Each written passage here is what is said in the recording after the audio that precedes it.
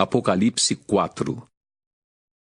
Depois destas coisas, olhei, e eis que estava uma porta aberta no céu, e a primeira voz que como de trombeta ouvira falar comigo, disse: Sobe aqui, e mostrar-te-ei as coisas que depois destas devem acontecer. E logo fui arrebatado em espírito, e eis que um trono estava posto no céu, e um assentado sobre o trono. E o que estava sentado era, na aparência, semelhante à pedra de jaspe e de sardônica. E o arco celeste estava ao redor do trono e era semelhante à esmeralda. E ao redor do trono havia 24 tronos. E via sentados sobre os tronos 24 anciãos vestidos de vestes brancas e tinham sobre a cabeça coroas de ouro. E do trono saíam relâmpagos e trovões e vozes, e diante do trono ardiam 7 lâmpadas de fogo, as quais são os 7 Espíritos de Deus. E havia diante do trono um como mar de vidro, semelhante ao cristal, e no meio do trono e ao redor do trono, 4 animais cheios de olhos por diante e por detrás. E o primeiro animal era semelhante a um leão, e o segundo animal semelhante a um bezerro. E tinha um terceiro animal um rosto como de homem. E o quarto animal era semelhante a uma águia voando. E os 4 animais tinham cada um, respectivamente, 6 asas, e ao redor e por dentro estavam cheios de olhos, e não descansam nem de dia nem de noite, dizendo: Santo, Santo, Santo é o Senhor Deus, o Todo-Poderoso, que era, e que é, e que há de vir.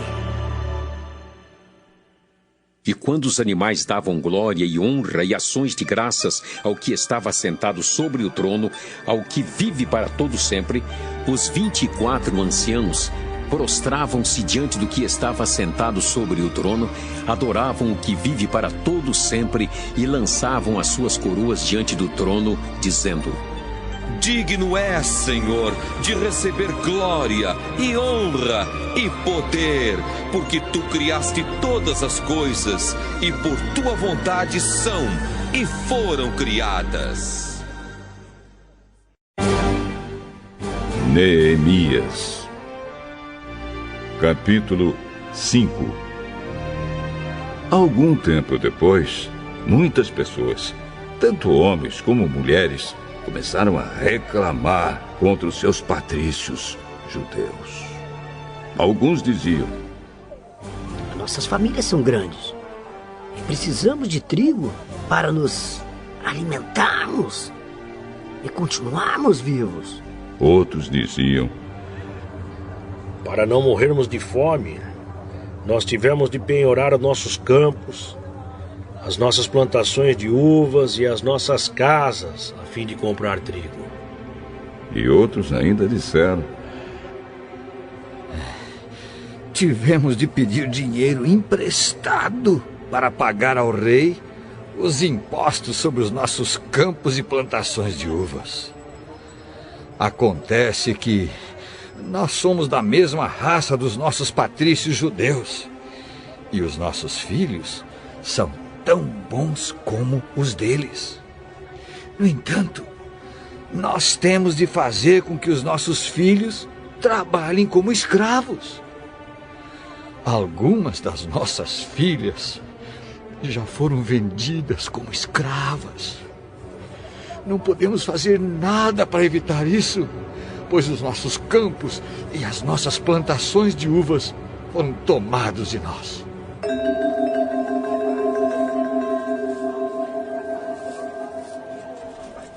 Quando eu, Neemias, ouvi essas queixas, fiquei zangado e resolvi fazer alguma coisa. Repreendi as autoridades do povo e os oficiais e disse: Vocês estão explorando os seus irmãos.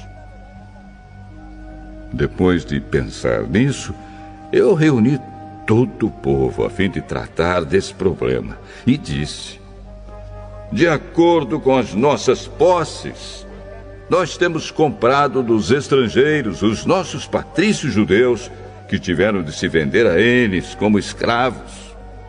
E agora vocês que são judeus estão forçando os seus próprios patrícios a se venderem a vocês.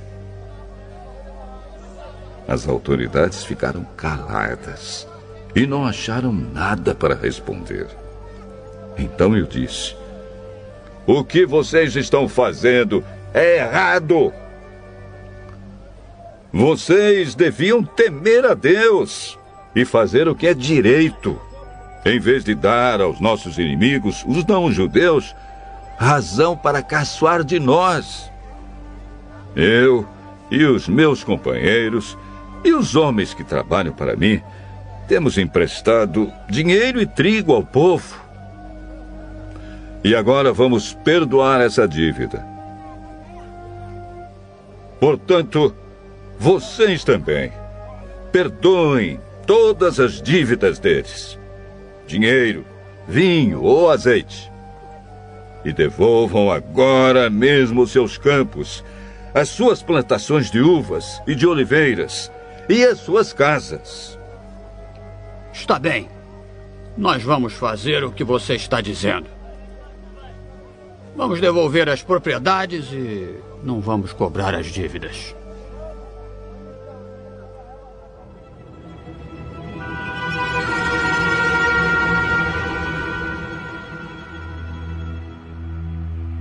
Então eu chamei os sacerdotes e fiz as autoridades jurarem que cumpririam essa promessa.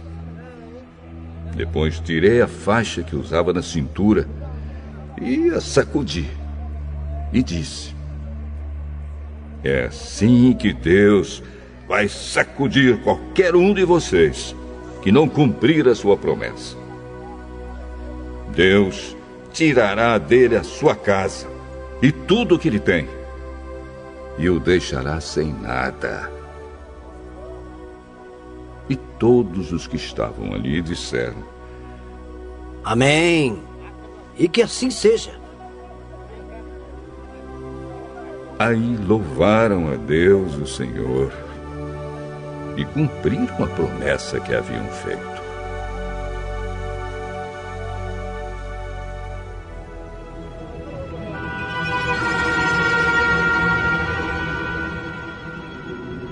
Durante os 12 anos em que fui governador da terra de Judá, desde o ano 20 do reinado de Artaxerxes até o ano 32, nem eu, nem os meus parentes comemos a comida a que eu tinha direito como governador.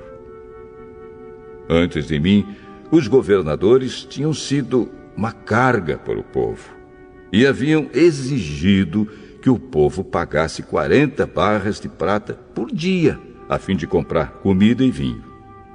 Até os seus empregados exploravam o povo. Mas eu agi de modo diferente porque temia a Deus. Trabalhei com todas as minhas forças na reconstrução da muralha e não comprei nenhuma propriedade. E todos os meus empregados ajudaram na reconstrução. Também hospedei na minha casa 150 judeus e os seus chefes, além de todas as pessoas das nações vizinhas que vinham à minha casa. Todos os dias eu mandava preparar um boi, 6 ovelhas das melhores e muitas galinhas. E a cada 10 dias, eu mandava vir uma nova remessa de vinho. Mas eu sabia que o povo tinha de trabalhar no pesado. Por isso, não pedi o dinheiro da comida a que eu, como governador, tinha direito. Oh, Deus, eu te peço que leves em conta tudo o que fiz por este povo. Neemias, capítulo 6. Sambalate, Tobias, Gesem e o resto dos nossos inimigos souberam que nós havíamos terminado de reconstruir a muralha e que não havia mais brechas nela, embora ainda não tivéssemos colocado os portões nos seus lugares. Então Sanbalate e Gesem me mandaram um recado. Queriam que eu fosse me encontrar com eles num dos povoados do Vale de Ono, mas a intenção deles era me fazer algum mal. Aí eu mandei mensageiros a eles com o seguinte recado: eu estou fazendo um trabalho importante e não posso descer até aí. Eu não vou deixar esse trabalho só para ir falar com vocês. Eles me mandaram o mesmo recado 4 vezes. E eu mandei sempre a mesma resposta. Então Sanbalate me mandou o 5º recado. E este veio por escrito. Era uma carta e foi trazida por um dos empregados de Sanbalate. A carta, que estava aberta, dizia: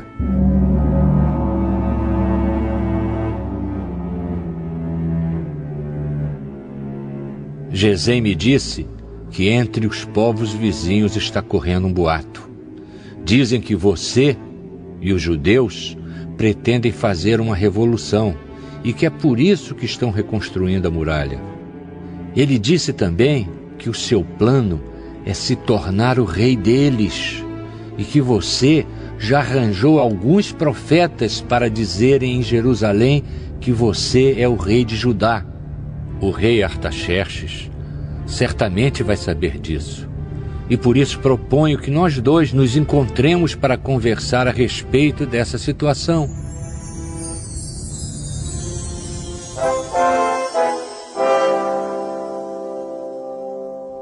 Eu mandei a seguinte resposta: nada do que você está dizendo é verdade. Foi você quem inventou tudo isso. O que eles queriam era nos meter medo para não continuarmos o trabalho. Agora, ó Deus, aumenta as minhas forças.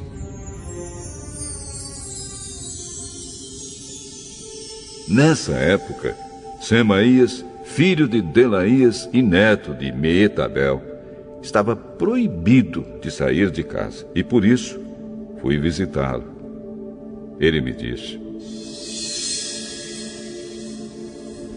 nós dois precisamos nos esconder juntos, no lugar santo, no templo, e vamos fechar as portas, porque eles virão matar você. Sim, qualquer noite destas, eles virão matá-lo.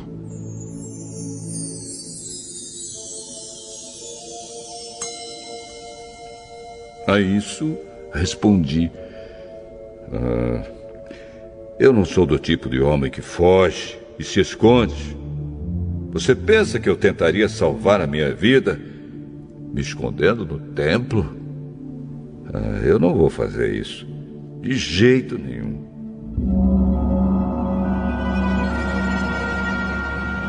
Quando comecei a pensar nesse assunto, compreendi que Deus não havia falado com Semaías, e sim que Tobias e Sanbalate haviam pago a ele para me dar aquele conselho. Eles lhe deram dinheiro para me fazer ficar com medo e assim pecar. Aí eles poderiam acabar com o meu bom nome e me humilhar.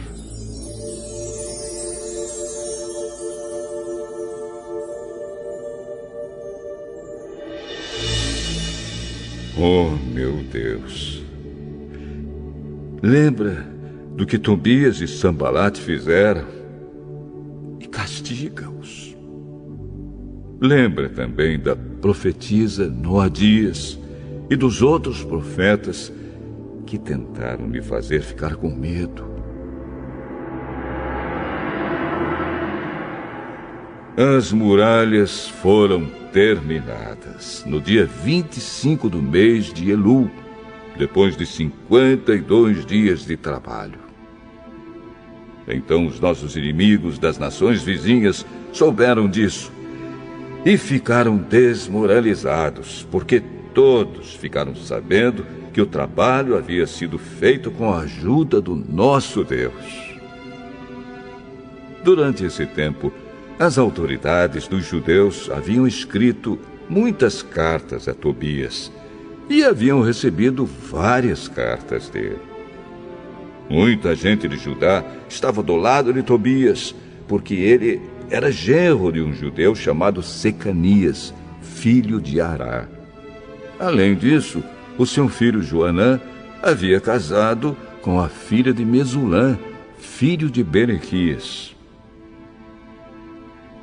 Na minha frente, falavam das boas coisas que Tobias havia feito e contavam a ele tudo o que eu dizia. E Tobias continuou a me mandar cartas para ver se conseguia me fazer ficar com medo. Neemias, capítulo 7. Agora as muralhas estavam reconstruídas e os portões estavam todos colocados nos seus lugares. Foi marcado o trabalho dos guardas do templo, dos cantores e dos levitas. Para governar a cidade de Jerusalém, eu coloquei 2 homens, o meu irmão Anani e Ananias, o oficial comandante da fortaleza.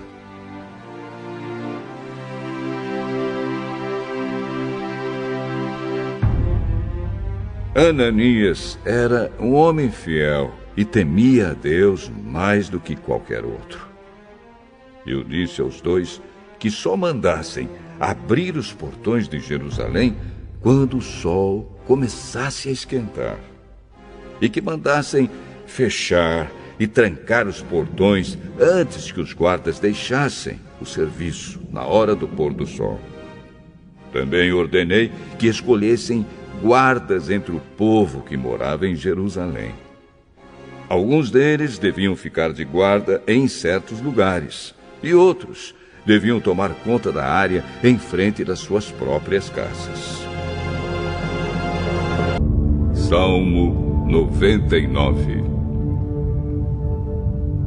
O Senhor Deus é Rei. Os povos tremem. Ele está sentado no seu trono, que fica sobre os querubins. A terra estremece. O Senhor é poderoso em Jerusalém. Ele governa todos os povos. Que todos o louvem por causa da sua grandeza e porque ele merece profundo respeito.